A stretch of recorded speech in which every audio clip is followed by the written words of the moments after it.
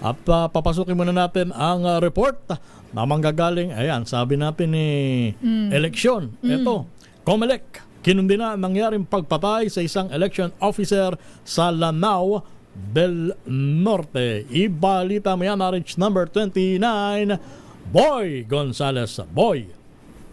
Kinundi na nga ng COMELEC ang nangyaring pagpaslang sa isa nilang election officer sa Lanao del Norte. Sa inilabas na payag ni COMELEC Chairman na John Serwin Garcia, hindi lamang ito may turing na krimen kontra sa mga public servant, kundi isang pag-atake sa demokrasya. Sabi ni Garcia, ang ganitong insidente ay nagdudulot lamang ito ng takot at pagkaantala sa proseso ng halalan.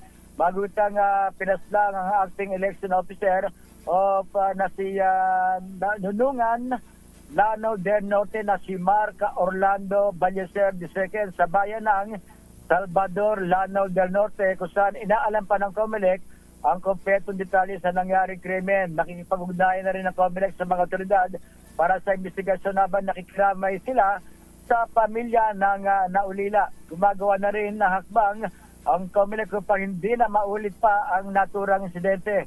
Ang Lanao del Norte, bahagi ng Bangsamoro Autonomous Region in Muslim Mindanao o BAM, na makasagawa ng kauna-unang parliamentary poll sa susunod na taon. Ito si Boy Gonzales para sa DZRH, una sa Pilipinas, una sa Pilipino.